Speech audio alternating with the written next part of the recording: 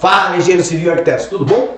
Hoje nós vamos falar sobre inclinação de telhado e também sobre o caimento, né, do piso para o ralo, tá? Que também tem a ver com a inclinação, tá? Então, por que eu juntei os dois? Porque, olha, inclinação é muito importante, né? A queda. Muitas vezes a gente vê, por exemplo, situações de pisos onde depois de molhado fica aquela, né, empoçado, né? Ou seja, não tem caimento. E também no telhado, muitas vezes a gente vê a água retornando ou mesmo dando vazamento dentro da casa por falta de inclinação do telhado, né, mínima necessária.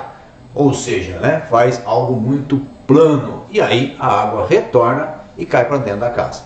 Então vamos lá, inclinação do telhado é importantíssimo que tudo isso, ó, muitas vezes o engenheiro fica preocupado, eu não sei qual é a inclinação, eu não sei.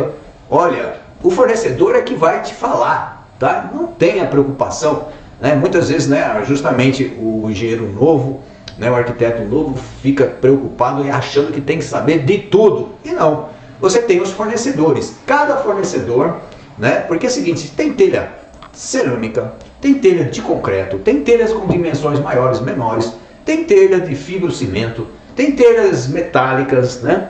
Então, ou seja, né, dependendo das dimensões, dependendo até mesmo da colocação, né, da fixação dessas telhas, vão variar.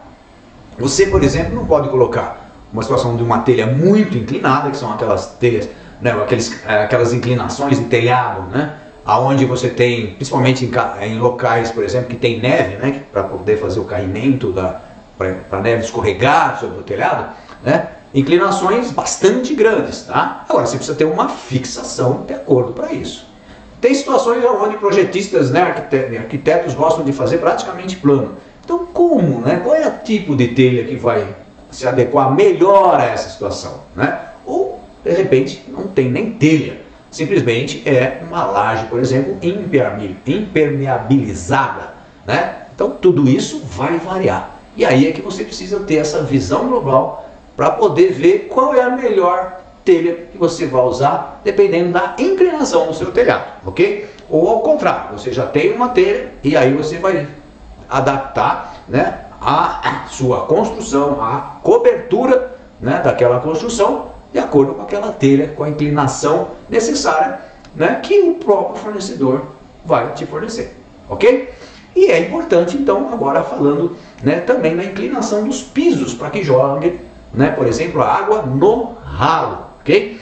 Da mesma forma, nós precisamos ter ideia, né, por exemplo, né, da geometria, vamos dizer assim, né, da área, né, por exemplo, principalmente no caso de áreas molhadas, aonde existe a necessidade, né, de molhar, jogar água e de repente aquela água correr no sentido correto, sem deixar empoçar. Então, muitas vezes a gente tem pisos com formatos pequenos, por exemplo, azulejos, né, ou revestimentos, qualquer tipo de revestimentos, pode ser até mesmo uma porcelana, 10 por 10, né, centímetros, tá? Ou de repente você tem pisos enormes, de mais de 1 metro, né, e esses pisos mais de 1 metro, quando chegam perto do ralo, como que eles vão ter que ser colocados? Muitas vezes precisam até mesmo de um corte, né, feito para que eles possam fazer com que essa água tenha, né, um caimento correto para o ralo, tá? E isso não é qualquer pedreiro que sabe fazer. Então o acompanhamento do engenheiro nessa hora é fundamental.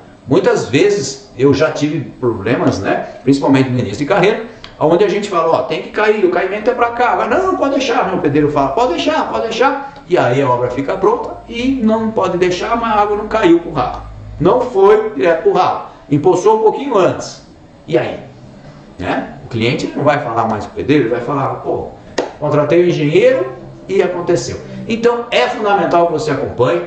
Hoje em dia existem vários tipos de ralo, até mesmo ralos ocultos, né, que a gente utiliza em banheiro. Eu utilizei também em áreas de piscina, né, fazendo com que você nem perceba que tem um ralo, mas ele está ali, né, de forma oculta, recebendo as águas. E por isso eles precisam estar num ponto mais baixo, para que, né, a água, de forma, né, gravitacionalmente falando, né, a gravidade leve a água a esse ralo, fazendo com que, né, essa água vá embora, né, às vezes, né, para o esgoto, dependendo, né, se for, por exemplo, dentro de banheiros, tá? Agora, se for no seu quintal, essa água vai para as galerias de águas pluviais, né, ou seja, para a rua, caindo numa boca de lobo, ok? Então lembre-se disso, é fundamental, né, pensar na inclinação no telhado e no caimento para o ralo, ok? Se você gostou, faça o seu joinha, se inscreva no nosso canal e até um próximo vídeo.